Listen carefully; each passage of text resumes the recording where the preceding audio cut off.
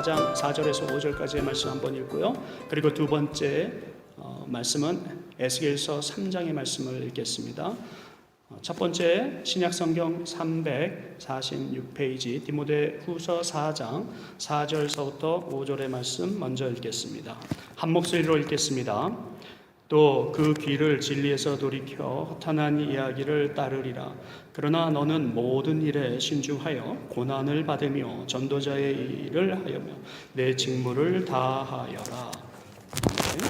두 번째 우리가 묵상할 말씀은 에스겔서 말씀입니다. 1151페이지 구약성경 1151페이지의 말씀입니다. 에스겔서 3장 10절과 11절 두 절의 말씀 묵상합니다. 또 내게 이르시되 인자야 내가 내게 이를 모든 말을 너는 마음으로 받으며 귀로 듣고 사로잡힌 내 민족에게로 가서 그들이 듣든지 안 듣든지 그들에게 고하여 이르기를 주 여호와의 말씀이 이러하시나이다 하라. 아멘. 실제로 있었던 기사를 제가 언젠가 보았습니다. 한국의 버스가 뒤집어졌습니다. 버스가 전복이 되어서 죽은 사람과 사상자가 났는데 그 중에 교통사고 중에 참 억울한 교통사고를 당한 사람이 있습니다. 그렇게 기사가 난 거예요. 그 중에 가장 억울하다라고는 말을 못하겠지만 죽으면 똑같이 억울한 거죠. 그런데 그래도 이 기사에서 좀 억울하다 싶어서 이게 뭐라고 났냐면 교통사고를 난 사람 가운데 결혼을 앞둔 자가 죽었습니다. 아쉽습니다. 또 어떤 사람은요 부상을 당해가지고 자기가 어떻게 이제 상황 얘기를 하다가 자기가 졸고 있는데 가운데 사고가 이렇게 났습니다 해가지고 자기 얘기를 하는 이야기를 들었습니다. 근데 그 사람은 졸다가 정거장 하나를 패스를 했어요. 졸지 않았으면 그 전에 내려가지고 살았습니다. 그러니까 부상당하지 않았는데 그 사람은 억울하게 교통사고를 당했습니다. 또 어떤 사람은요 이 버스를 놓치지 않으려고 간신히 뛰어가지고 탔는데 그 버스가 그 사람이 마지막 뛰어오던 사람이었어요. 근데 그 사람이 죽었습니다. 되게 억울한 거죠. 또 어떤 사람은 이 버스를 잘못 타고 가는 가운데 내가 이걸 내려야 되나 어디서 바꿔 타야 되나 이런 거 생각하다가 부상을 당한 사람이 있었습니다. 참으로 억울한 사람들입니다. 그런데 이거보다 가장 억울한 사람이 있다라는 생각을 해보았습니다. 여러분 어떤 사람이 가장 억울할까요? 이렇게 교통사고를 나고 내가 불의의 사고를 났을 때 여러분들 생각에는 어떤 사람이 가장 억울할까요? 저는 이럴 때마다 생각나는 것이 있습니다. 예수 안 믿고 죽은 사람이 가장 억울하다는 거예요. 만약에 예수 그리스도 그 복음의 말씀을 믿고 받고 주님을 영접하고 죽었다면 그리스도를 알고 주님이 나의 구세주인 것을 시인하고 죽었다면 천국 갔을 텐데 이 사람은 정말 기회를 놓쳐버린 거예요. 너무 불쌍한 거죠. 그래서 이 사람들은 지옥 갔을 거예요. 만약에 그런 사람이 있다면 가장 억울한 사람일 것입니다. 그러나 반대로 가장 행복한 사람도 또한 있을지도 모릅니다. 평생 예수 그리스도라는 이름을 모르고 살다가 전주에 교회 갔는데 아니면 어제 영접했는데 사고가 났어요. 이 사람은 정말 땡 잡은 겁니다. 행운합니다. 예수 그리스도로 말미암아 자기의 죄를 구원받아서 이 사람은 천국 간 거예요. 여러분 우리의 인생은 바로 이렇습니다. 우리가 어떻게 하느냐에 따라서 어떤 사람을 억울하게도 만들 수도 있고 어떤 사람을 행복하게도 만들 수가 있습니다. 어쩌면 저희들은 참으로 행복한 사람들 가운데 살아있는 사람입니다. 이 세상에 어떤 삶이 있는지 모릅니다. 그러나 가장 중요한 것은 우리가 행복한 사람이라는 것입니다. 믿으십니까? 여러분들 행복하시면 옆에 분들하고 한번 인사 한번 하겠습니다. 여러분, 당신 제가 가장 행복한 사람입니다. 저를 축복해 주세요. 한번 인사해 주시기 바랍니다. 다 여러분들은 행복한 사람입니다. 저도 행복한 사람입니다. 하나님께서 나에게 축복 주신 것 그거 하나만으로도 저는 행복한 사람입니다. 나를 구원해 주신 하나님의 사랑, 그 하나님의 은혜가 그 복음의 말씀이 나를 살렸기 때문입니다. 축복받은 여러분들, 오늘 우리가 이 행복을 나만 가지고 있어야겠습니까? 오늘 하나님께서 우리에게 은혜를 주셨고 복음을 들은 그런 축복으로 인하여서 나는 구원받았는데 우리가 그것 나만 가지고 있으면 되겠습니까? 여러분들 혹시 하프타임이라고 하는 책들을 본 적이 있으신지 모르겠어요. 하프타임이라고 하는 책은 정말 지금 인생이 힘들 때 한번 읽어보실 만한 책입니다. 하프타임은 제가 예전에 강주민 목사님이 저에게 제가 한참 진로로 인하여서 고민을 할 때 하프타임이라는 책을 주신 적이 있어요. 저는 그 책을 되게 감명 깊게 읽었습니다. 그 책을 또 한 분이 주셨어요. 지금은 어디서 목회하시는지 제가 기억은 안 나는데 한때 동양선교교회에 담임을 하셨던 박광철 목사님이에요. 저희들이랑 같은 동네에 살았기 때문에 강정인 목사님도 그 책을 주시고 박광철 목사님도 그 책을 주셨는데 하프타임이라는 책을 주셨어요. 근데 그 하프타임에 그 나와 있는 내용은 뭐냐면요, 지금까지는 어떻게 살았는지는 상관하지 않습니다. 내 인생이 정말 힘들게 살아도, 그리고 내가 지금 소생할 길이 없는 것처럼 보여도 상관없습니다. 그러나 이제는 우리가 희망이 있습니다. 소망이 있습니다. 내가 사명을 가지고 살기 때문에 희망이 있습니다. 이렇게 그 책의 내용이 적혀 있는 겁니다. 여러분, 우리가 사명을 가지고 있기 때문에 우리가 소망이 있대요. 그래서 나머지 하프타임은요, 그 하프타임이 정확하게 시간 45분 재고 45분 재는 그런 하프타임이 아니라 지금까지의 인생을 하프타임으로 쳤을 때 앞으로의 인생 하프타임은 사명자로 살기 때문에 여러분들은 행복합니다. 비전이 있습니다. 소망이 있습니다. 이렇게 말씀하시는 겁니다. 조금 전에 제가 세상에 영향력을 준 사람들 가운데 특별히 크리스찬들이 있다면 하고 사람들이 조사해 보았다고 그랬습니다. 그 중에 스티븐 코비라고 하는 사업가가 있는데, 스티븐 코비라고 하는 사람하고 피트 드렁커라고 하는 사람, 두 사람이 회사에 그 사명 선언문이라고 하는 것을 적어가지고 모든 회사원들에게 사인을 받았습니다.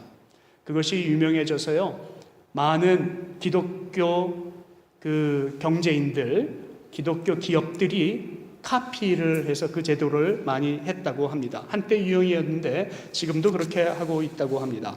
여기에 사명 선언문은 다른 것이 없습니다. 우리가 누구를 위하여서 이 회사를 운영합니까? 하나님의 영광을 위하여서. 그리고 우리가 누구 때문에 이곳에 있습니까? 하나님의 은혜로. 그리고 우리가 어떻게 살아갈 겁니까? 하나님의 말씀을 전함으로 살아갑니다. 그것이 그 회사 들어오는 모든 사람들에게 사명 선언문으로 적혀 있어서 사인을 하게 했던 것입니다. 그래서 이 두 회사의 영향을 받아서 이랜드도 사명 선언문을 사람들에게 주고 그 회사의 직원들을 뽑았다고 합니다. 여러분, 예수 그리스도께서 우리들에게 오셨을 때에도 선언하셨습니다. 그 예수 그리스도께서 우리에게 오신 그 자체가 그 삶에 있어서 사명 선언문입니다. 그런데 주님이 우리에게 어떤 말씀을 선언하셨습니까? 육신의 옷을 입고 이 땅에 오신 그 예수 그리스도의 사명 선언문은 바로 이런 것이었습니다. 인자가 온 것은 잃어버린 자를 찾아서 구원하려 함이라. 인자가 온 것은 잃어버린 자를 찾아서 구원하려 함이니라. 하나님께서 오늘 예수 그리스도를 우리에게 오늘 보내심은, 하나님께서 오늘 말씀을 우리에게 보내심은, 하나님께서 오늘 성령님을 우리에게 보내심은 저희들처럼 길을 잃었던 모든 사람들에게 주님의 사랑과 은혜로 말미암아 죄를 구원하시고자 하시는 그 구원의 말씀 때문에 오셨다라고 하는 것입니다. 누군가 나를 이렇게 세이브해 준다는 것을 알고 나에게 도움이 되고 내 생명을 위해서 온다는 것을 알면 참으로 오랫동안 기다릴 것입니다. 제가 소련 선교를 갔을 때 고아원을 지나가던 때가 기억이 납니다. 시베리아의 어느 마을은 항상 우리가 지나가는 고아원입니다. 근데 그 고아원에 가면은요, 아이들이 저를 이렇게 그 게이트 앞에서 항상 보고 기다리고, 제가 가고 문 닫고 나가면, 우리 차가 이렇게 빠져나가면 그렇게 아쉬워합니다. 그들의 눈을 잊을 수가 없습니다. 선교지 어딜 가든지 우리가 고아원을 방문하면 그런 장면을 목격을 합니다. 그 아이들에게는 고아원 이 삶이 전부입니다. 어디서 뭔가 들어오고 나가는 것 자체는 그 문이 열리고 나가는 것에 달려있기 때문에 문이 열리면 누가 들어오나, 문이 닫히고 나가면은 누가 갔나, 이것만 생각하는 아이들입니다. 서방에서 적십자차가, 그 버스가 고아원을 향해서 문을 열고 들어가면 그 아이들의 입술을 우리는 잊을 수가 없습니다. 그들의 입술은 하얀 이를 드러내고 웃고 미소를 띄우며 저희들에게 다가옵니다. 항상 그리고 하는 말이 있습니다. 뭔가 달라고 손을 내밉니다. 그리고 어떤 아이는 그래도 인상 깊은 아이가 있습니다. 몇 번 봤다고 다리를 붙들고 그냥 웁니다. 그리고 이 아이는 뭘 달라는 것이 아닙니다. I love you. 이렇게 얘기를 합니다. 우리들의 마음을 얼마나 녹여놓는지요.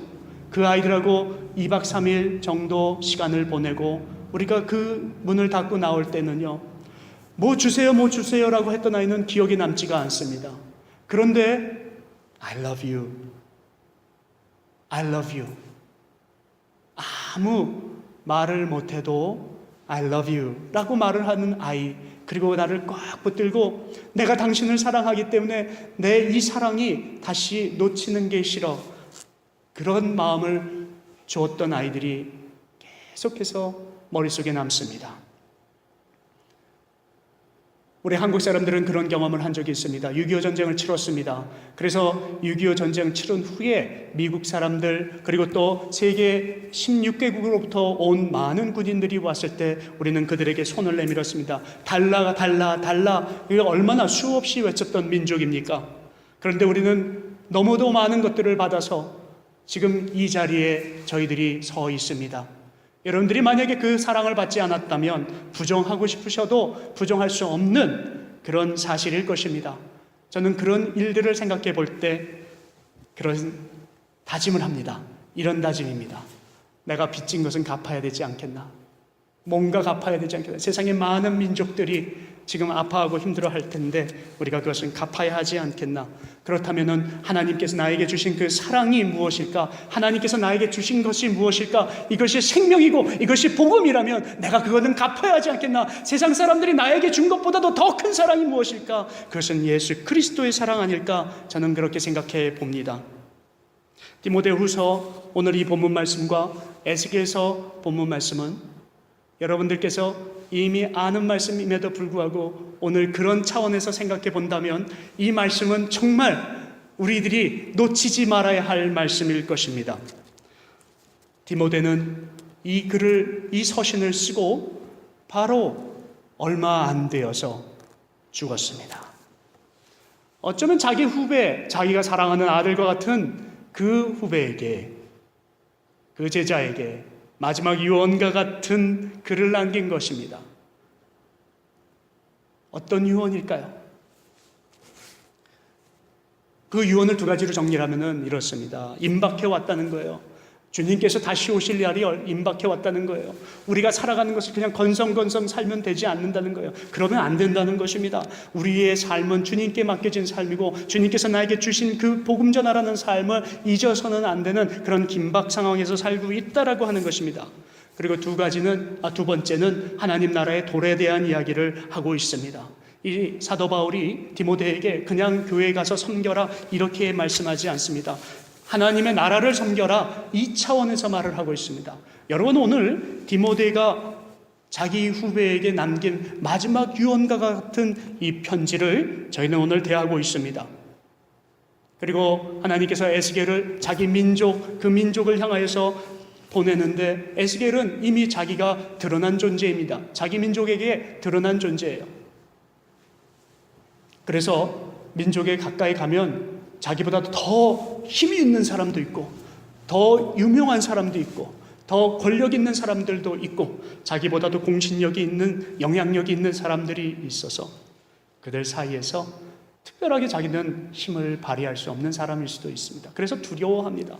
더욱이 그때 상황이 이스라엘 민족들이 하나님을 믿는 그런 지금의 이 복음이라고 하는 개념이 아니라 선민사상으로서 자기들이 지금 하나님 없이도 살겠다 할 정도로 교만에 막 지금 그런 격동의 시대를 싸고 있기 때문에 들어가는 것 자체가 두려울 수밖에 없을 것입니다. 돌을 맞을 수도 있기 때문입니다. 그런 상황에서 하나님께서는 에스겔에게 하시는 말씀이죠. 야, 내가 너의 이마를 든든히 만들었어. 어떤 상황이 와서 그들과 머리를 맞대어도 내가 함께 있지 않겠느냐. 가서 전해라. 때가 되었다라고 생각하든지 안 되든지 가서 전해라. 이 말씀입니다. 여러분, 오늘 주님께서 우리들에게 말씀하실 때요, 나의 민족과 나의 가족과 나의 공동체를 향하여서 그렇게 말씀하십니다. 하나님께서 이 말씀을 주신 이유는 한 가지입니다. 내가 너를 구원하기 위해서. 그리고 또 한 가지 이유는 너를 통하여서 이 복음, 이 말씀, 나의 말을, 이 기쁜 소식을 세상에 전해다오 하는 하나님의 의미가, 하나님의 의지가 담겨 있는 것입니다. 사랑하는 성도 여러분, 오늘 우리는 이 말씀을 대하면서 우리가 전하는 복음은 가장 진실한 말씀이어야 될 것이며, 우리가 전하는 복음은 가장 선한 말씀이어야 될 줄로 믿습니다. 그런데 이 사도 바울은 디모데에게 이 글을 주면서 목양적 관점에서 또한 글을 씁니다. 전 인격을 놓고 이 복음을 전하라고 가르치고 있습니다.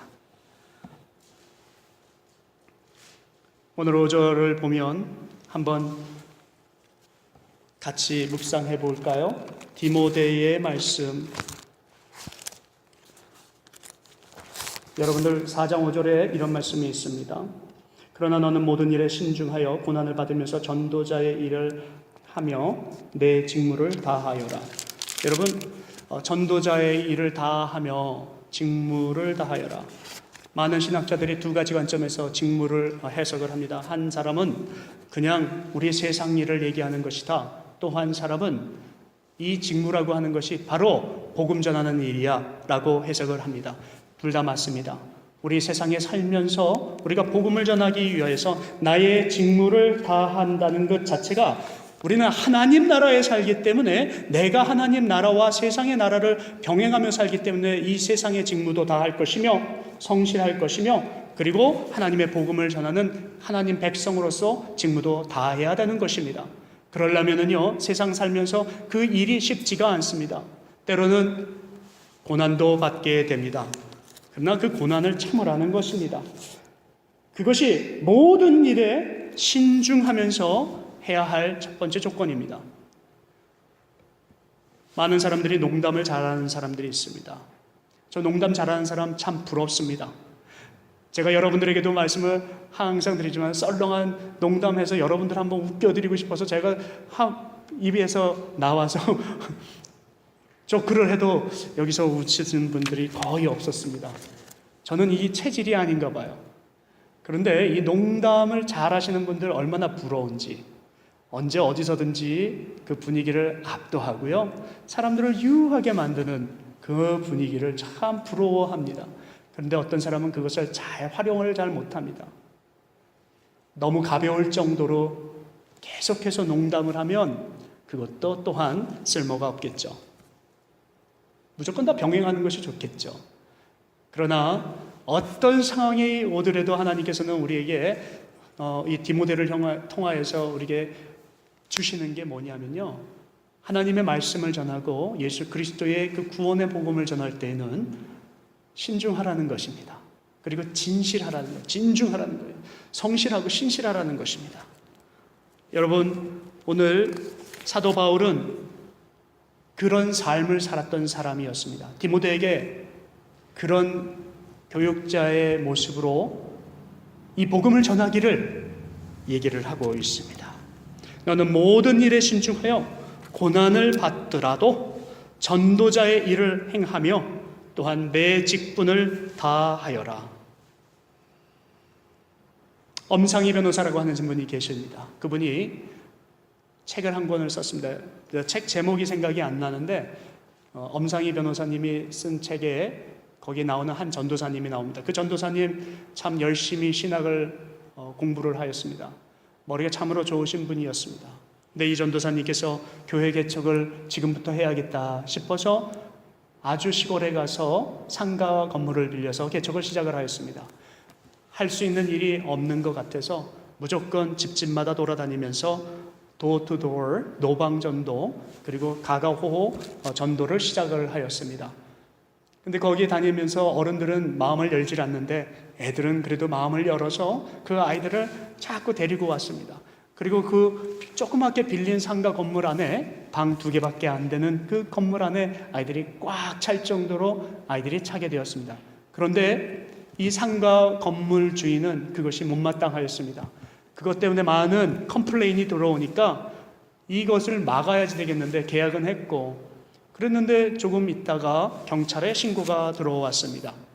여기서 성추행을 한다는 것입니다. 어린아이 성추행범으로 그래서 신고를 받고 잡혀 들어가게 됐습니다. 우여곡절 끝에 변호사가 이 사건을 해결해서 뽑아주는데 그분이 바로 엄상익 변호사님이라고 하는 분입니다. 근데 이 변호사님 이런 사건들로 해서 그 누명을 벗고 나오기 전까지 감옥에 들어가 있었는데 이 전도사님께서 그렇게 하나님 앞에 울부짖었다고 합니다. 하나님 왜 저를 이곳에 보내셨습니까? 전 너무 억울합니다. 그래도 내가 하나님의 말씀을 전하고자 주님 나에게 주신 그 은혜 때문에 내가 여기서 진짜 받을 수 없는 그 사랑 갚으려고 전도자의 길로 나가서 교회를 개척을 했는데 하나님 저를 어떻게 해서 여기까지 부르셨습니까? 알고 보니까 주님의 부르신 뜻을 알 것 같다라는 거예요. 햇볕이 그 떼약볕이 있는 곳에서 집집마다 전도 안 다녀도 되고 눈치 보면서 문 좀 열어주세요. 드릴 말씀이 있어요. 주님 아세요? 복음 아세요? 이렇게 말 안 해도 되고 오해 안 받아도 되는 이런 감옥으로 보내셨다는 거예요. 그때 자기가 무릎을 쳤다고 합니다.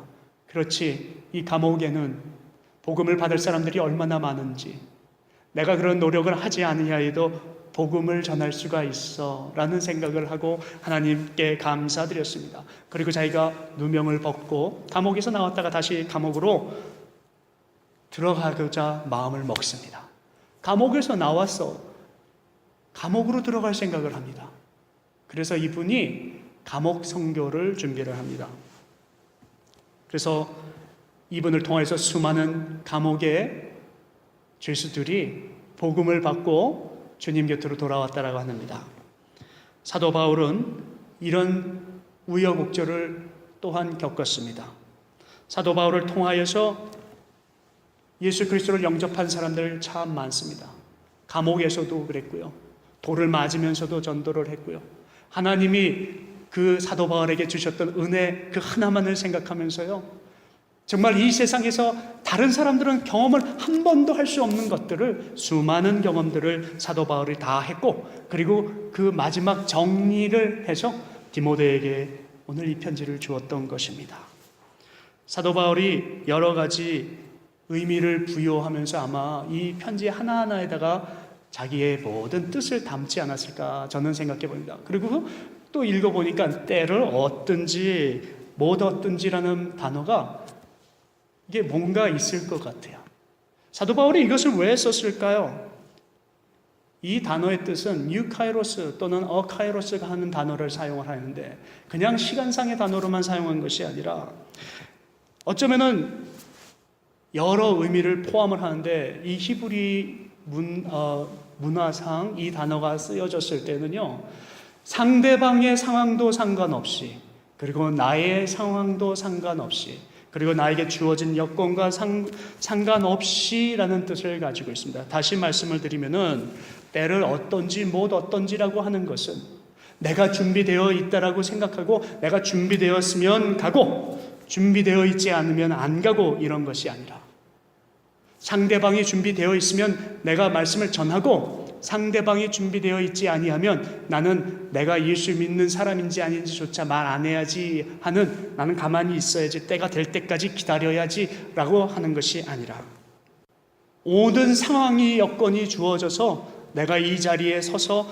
말씀을 선포할 수 있는 그런 자리가 다 깔아주면 내가 말씀을 전해야지 하는 것이 아니라 사도 바울은 그런 뜻으로 말씀을 전한 것이 아니라 어떤 상황이어도, 그리고 내가 준비되어 있건 안 되었던 간에, 그리고 상대방이 내 말씀을 들을 자세가 되어 있던 안 되었던 어떤 상황이었던 간에 하나님의 말씀은 전해져야 한다고 하는 것입니다. 그래서 사도 바울은 디모데에게 그런 귀중한 노하우를 전수합니다. 우리가 어디를 가든지 간에 나의 모습 전체가, 내가 행동하는 것, 내가 말하는 것 전체가 삶의 모형 하나도 빠짐없이 그것이 전도하라고 하는 것입니다. 복음하는 전하는 것입니다 라고 하는 것을 말씀을 전합니다. 디모데여, 나의 사랑하는 아들과 같은 후배여, 내가 당신에게 이 편지가 마지막 편지인지도 모르고 쓴 겁니다. 내가 마지막으로 이 편지를 쓸 때에 하고자 하는 말은 전도자의 사명, 하나님의 말씀을 전함에 있어서 언제 시간을 재고, 그리고 나에게 입맛에 맞추고 위험하지 않은 곳에 가서만 전하겠습니까? 그렇지 않습니다. 2절에 보면 그런 말씀으로 권면을 합니다. 오늘 2절에는 너는 말씀을 전파하라. 때를 얻든지 못 얻든지 항상 힘쓰라. 범사에 오래 참음과 가르침으로 경책하여 경계하여 권하라. 이렇게 얘기합니다. 권하라라는 말까지 사용하여서 사도 바울이 그 정도로 하나님의 말씀을 힙하는 것이 아니라 보내야 된다는 것을 얘기를 해주고 있습니다. 누구를 통해서 흘려보내요? 자신들을 통해서요. 여러분, 우리를 통하여서요. 우리가 정말로 하나님의 은혜를 받았고 하나님의 사랑을 입은 우리들이라면 우리는 이 말씀을 그대로 가지고 있을 수 없습니다. 여러분들께서 한 주간 동안 묵상하셔야 될 것이 있습니다. 내가 어떻게 흘려보낼 것인가? 하나님께서 나에게 말씀하실 때 이 말씀 전파라고 하셨는데, 때가 되었던 안 되었던 어떤 상황이어도 내가 전파라고 했는데 왜 하필 여기에 참음과 그리고 가르치고 때로는 혼내며 아니면 때로는 경계해가며 때로는 그것을 권해가며 이 말씀을 전하라 하셨을까? 여러분들께서 한번 깊게 생각해 보시기를 바랍니다. 저는 노방전도를 많이 해보았습니다. 여러분들도 해보셨죠? 노방전도, 특히 제가 소련 선교사로 나가기 전에 1년 반 동안 매주 4시간씩 토요일이면 어김없이 강남역에 나가서 훈련을 받았습니다. 전도하는 훈련이에요. 근데 거기 나가가지고 전도하는 것이 쉽지가 않더라고요. 그런데 전도하고 훈련하고 나가니까 점점 우리 표현으로는 얼굴이 두꺼워지더라고요. 그래서 어디 나가서 이렇게 전도하는 거 사람들이 뭐라고 생각하는 거 그렇게 중요하게 생각하지 않게 되는 때가 어느 시점에 되니까 오더라고요. 특히 외국에 나가니까요, 그거 전혀 신경 쓰여지지가 않아요. 이 근처에서도 여기서는 그런 경험이 없지만 뉴욕이나 LA에서 많은 일본 사람들, 중국 사람들이 저에게 전도하는데 얼마나 열심히 전도하는지 저는 많이 보았습니다. 근데 그 전도하는 전도자들이 이 몰몬교나 아니면은 이런 그 통일교 이런 사람들이 참 많이 저에게 접근을 해왔습니다. 어떨 때는 제가 분해요. 그리고 어떨 때는 요즘에는 저렇게 전도하는 거 시대가 갔어 라고 많이 저는 생각을 하고, 제가 전도를 안 나가는 것을 그냥 위로할 수준까지 갔습니다. 그리고 요즘에는 매스컴을 틀어도요, 이 안티 기독교인들이 얼마나 우리 믿는 자들을 괴롭히는지, 얼굴을 들고 다니기 창피하고 내가 예수 그리스도의 복음을 전하는 그 자체가 부끄러울 정도에 이르렀습니다. 인터넷을 보아도, 그리고 텔레비를 켜도, 라디오를 들어도, 신문을 보아도, 그리고 내 주변에 어디를 보아도 지금은 예수 그리스도를 믿으세요. 주님께서 여러분을 구원하실 것입니다. 여러분들이 지금 당장 죽으신다면 천국으로 가실 것입니다라고 외치는 사람을 보기가 드문 시대에 들어갔습니다. 우리가 왜 이렇게 되었을까요? 이 시대를 이어령 교수는 이렇게 표현을 합니다. 정말 하나님이 말씀하신 어그러진 세상, 어지러운 세상이 맞습니다. 그러나 이어령 교수는 여러분들께서 잘 아시듯이 영향력이 있으신 분 아니에요. 그리고 무신론을 강조하셨고 기독교인들을 멸시하셨던 분 아니에요. 그러나 자기의 딸로 인하여서 복음을 받게 되었고, 그리고선 자기가 하나님의 사랑을 체험한 뒤에, 그리고 구원받은 거듭난 사람이 된 이후에 이어령 교수께서 하시는 말씀입니다. 근데 사랑하는 성도 여러분, 보십시오. 제가 지금 간증하러 여러분들 앞에 섰습니다. 그런데 여러분들 예전의 모습과 달라진 모습 같아요. 예수 그리스도의 복음을 전하는 모습이 약해진 것 같아요. 2000년에도 어느 시대를 보아도, 역사를 보아도 복음을 전할 때 한 번도 오픈되어서 복음을 전했던 적이 없었습니다. 고난받았습니다. 욕먹었습니다. 그런데 왜 우리가 이렇게 조용해져야 합니까? 지난주에도 우리 카톡에 기도 제목을 나눴잖아요. 니제르 민족을 향해서, 그 나라를, 백성들을 향해서. 어제도 제가 또 다른 기도 제목을 받았습니다. 여러분, 보코하람이라고 하는 단체가 이 IS보다 더 무서운 단체가 또 하나가 있는데 여러분들 잘 못 들으셨을 거예요. 이슬람 국가라고 하는 단체보다도 보코하람이라고 하는 단체도 수많은 사람들을 학살을 합니다. 이 IS는 지금 1년 동안에 1000몇백 명밖에 안 죽였지만요, 이 보코하람은요 하루 만에 4000명을 죽이는 단체예요. 예수 믿는 민족과 나라만, 그리고 그 교회만 전문적으로 죽이고요, 무조건 여자들 여학교에 들어가서 다 잡아다가 그날 밤으로 결혼시키고 개종시키고요, 믿지 않으면 죽이고요. 여러분, 우리는 이런 세대에 살고 있습니다. 이어령 교수는 그런 고통 가운데에도 우리 교회가 지금 이렇게 복음을 전함에 연약한 모습으로 가고 있는 이 세태를 콕 집어서 얘기를 합니다. 서울에 가면 한국 성서 신학대학이라는 신학대학이 하나가 있습니다. 상계동에 있는 대학인데 그 학교 편말에 이렇게 적혀 있습니다. 저는 그 학교를 지나가다 깜짝 놀랐어요. 이건 너무 멋진 얘기인데 뭐라고 써 있냐면요, 10년을 바라보고 심고 싶은 것, 얻고 싶은 것이 있으면 나무를 심고, 100년을 바라보고 얻고 싶은 것이 있으면 사람을 심고, 그리고 영원히 얻고 싶은 것을 있으면 예수 그리스도를 심어라, 이렇게 전마되어 있습니다. 사랑하는 성도 여러분, 우리가 어디 가서 무엇을 할지, 우리의 목표가 무엇인지 여기에 정해져 있지 않습니까? 하나님께서 오늘 우리에게 주시는 것은 사도 바울이 전파하라, 여기에 전파하라는 것은 선포하라 하는 것입니다. 때가 어떤지 안 어떤지 전파하라라고 쓰여진 이 단어의 뜻, 이 자체가 선포라고 하는 것입니다. proclaim으로 쓰인 단어를 오늘 우리는 더 접하고 있습니다. 사도 바울은 디모데에게 그냥 전파해, 이것이 아니라 선포해, 이런 뜻이었습니다. 이것이 캐릭선이라고 하는 그 단어가 쓰여질 때의 파워는요, 그 당시에는 이루 말할 수 없는 거예요. 자기들의 위치가 생명을 잃을 수 있는 위치에서 사도 바울은 디모데요, 겁내지 말고 proclaim, 선포하세요. 요한복음 3장 16절에 그리고 18절에 우리가 암기하는 이 아름다운 말씀, 이것은 복음 전파하라는 거예요. 생명을 전파하라는 것입니다.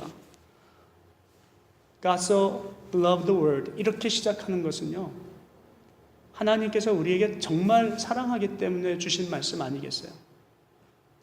하나님이 나를 얼마나 사랑하신지 여러분들이 그 고백을 정말로 듣고 싶으세요? 느껴보고 싶으세요? 정말 하나님이 나를 정말로 사랑하실까? Is that real? God really love me?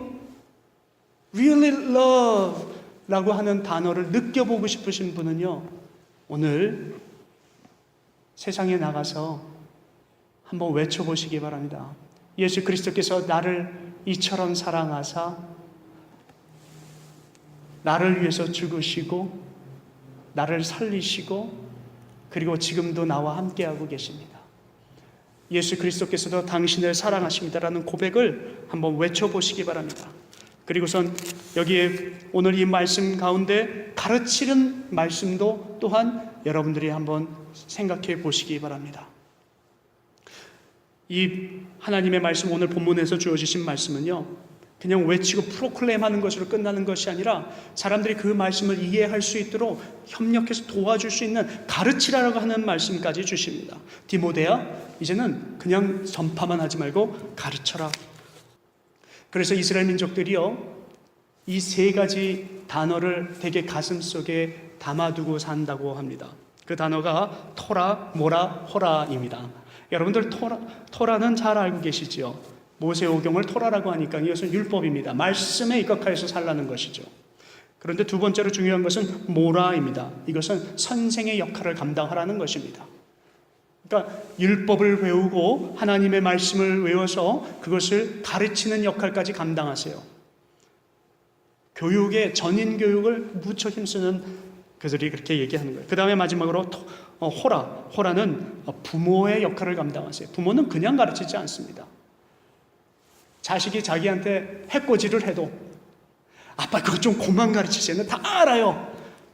그렇게 얘기하여도 부모는 사랑으로 그것을 끝까지 가르칩니다.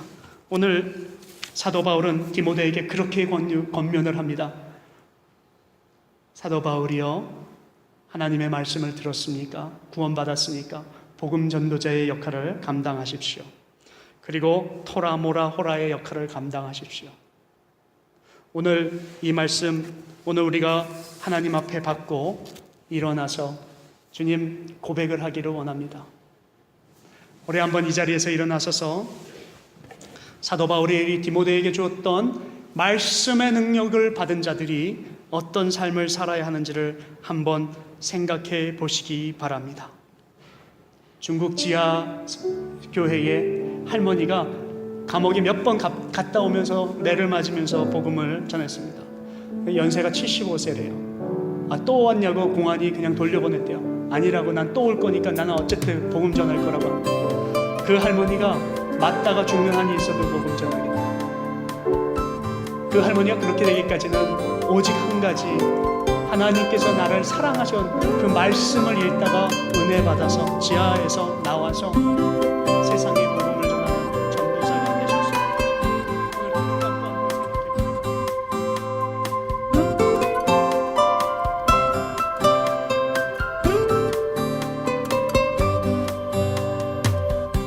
그 바람이 분다 나의 맘속에 킹스웨이 교회는 여러분을 사랑하고 축복합니다.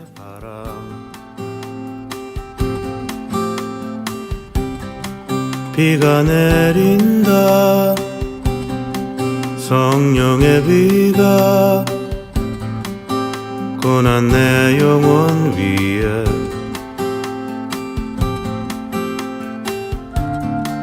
따뜻한 성령의 바람 시원한 성령의 비가 성령의 바람 이제 불어와 내 아버지 하나님 알게 하시네 성령의 비가 온 세상을 덮네 주 예수 은혜를 알게 하시네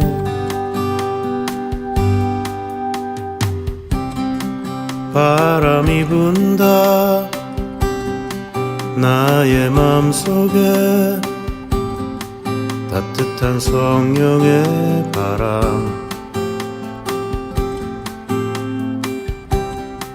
비가 내린다 성령의 비가 고난 내 영혼 위에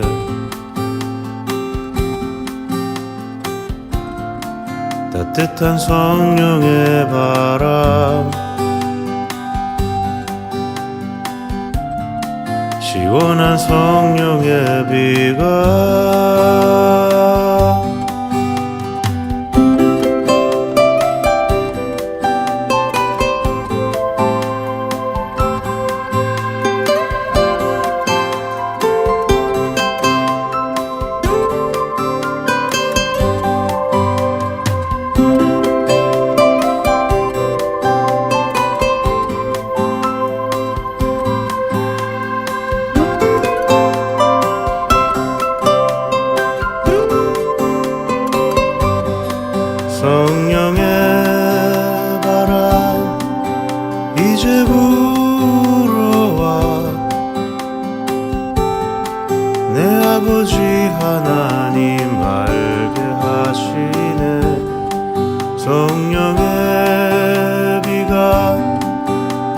온 세상을 덮네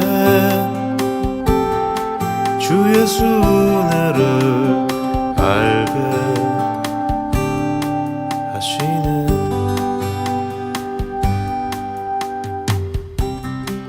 바람이 분다 나의 맘속에 따뜻한 성령의 바람 비가 내린다 성령의 비가 고난 내 영혼 위에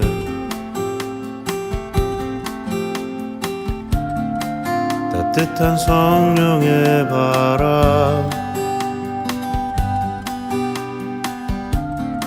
시원한 성령의 비가